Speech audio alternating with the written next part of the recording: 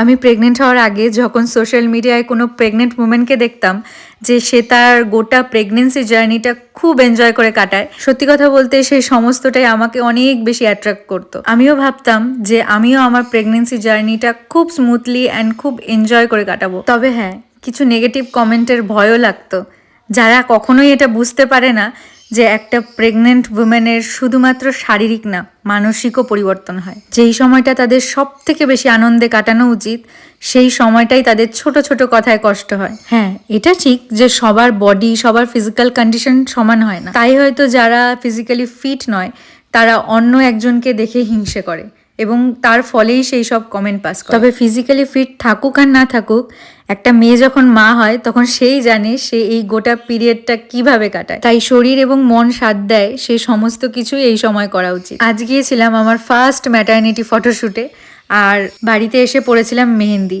তোমরা কিন্তু কমেন্টে অবশ্যই জানাও যে কেমন লাগছে।